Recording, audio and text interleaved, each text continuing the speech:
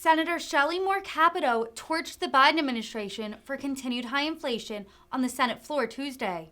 She specifically chided Democratic lawmakers for celebrating the passage of the Inflation Reduction Act. On the same day, the most recent CPI report revealed U.S. annual inflation stands at 8.3%.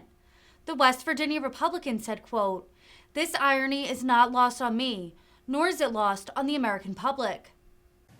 You know, since the Biden administration really likes to celebrate things, I rise today on the 1-week anniversary of their party last Tuesday for their so-called Inflation Reduction Act.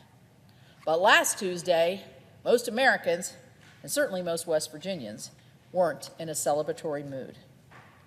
West Virginians started their day with news that inflation rose to 8.3% in August, while President Biden and his party and climate activists began setting up for their Inflation Reduction Act party at the White House. Meanwhile, that same day, the U.S. stock market had its worst day since June 2020 as the White House and his fellow Democrats celebrated their green spending bill that would only extend inflationary pain. But it does expand U.S. and IRS enforcement on Americans who are struggling to afford basic necessities. Days after the nonpartisan Congressional Budget Office published an analysis that the Inflation Reduction Act would actually not reduce inflation, particularly in the short term, President Biden announces that he will do student debt cancellation that would add another $1 trillion to the deficit. Today and tomorrow, the Federal Reserve, which is our United States monetary watchdog, is meeting to set new interest rates in a bid to tame inflation. The body has had to raise interest rates aggressively by 0.75 of a point. In June, Chairman Powell, who's the chairman of the Fed, admitted that the rate increase is unusually large and would not be common. The Fed will likely raise interest rates again by the same amount tomorrow, for the third consecutive time in a row. These are the most aggressive rate increases since the 1980s, when my mortgage was way into the teens, that Chairman Powell has plainly stated will bring, quote, pain to households and businesses.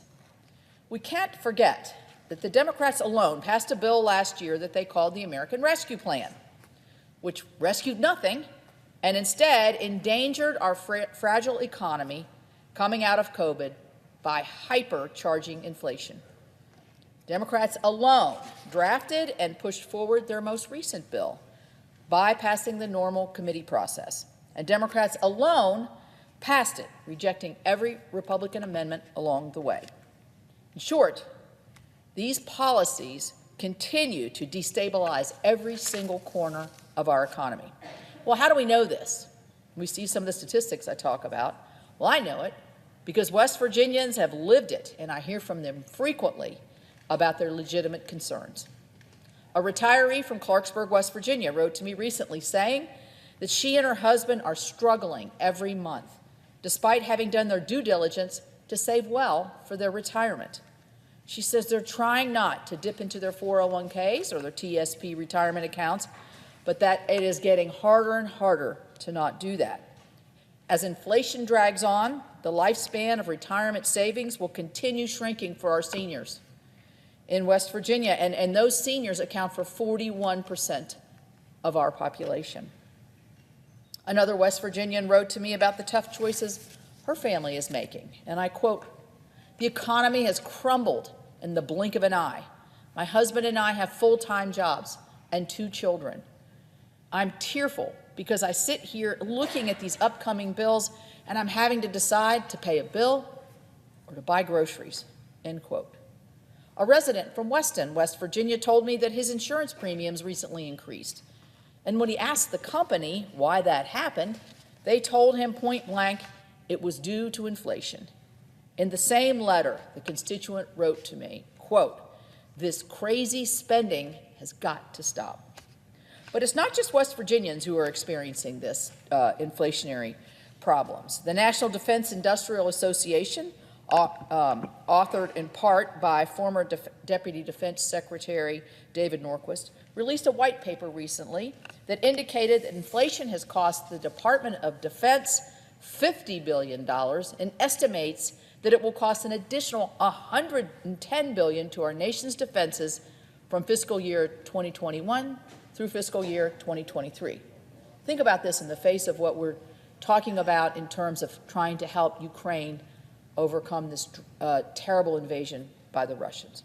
Residential real estate has skyrocketed 43% in the past 2 years. In fact, this year, mortgage rates have risen from 3.2% to 6.3%, which is the highest they've been since 2008. Setting all kinds of records here, Mr. President. So some are going so far as to predict an additional 17.8% rise in home prices over the next year. A recent paper released by Goldman Sachs, aptly titled "The Housing Downturn Further to Fall," warns that higher mortgage rates and reduced affordability will continue well into 2023. For first-time home buyers, that spells a death knell to their dream of owning their own home. Again, what we're seeing in real time are direct consequences of inflation fueled by spending. The increase in price of groceries is unbelievable. It's unbelievable when you go to the grocery store. Over the past year, the price of basic pantry staples has continued to increase. Cost of eggs has gone up 40%. Butter, 24.6%. Luncheon meats, 18.2%. Fresh milk has increased 17.7%. Sugar, flour, bread, pasta, peanut butter, and cereals have increased between 15 and 23%. These are the things that families buy weekly for meet their grocery bill and to have their children's breakfast or lunch or dinner. Simply put, elected Democrats in the Biden administration celebrated the so-called Inflation Reduction Act on a day when the consumer price index on inflation increased.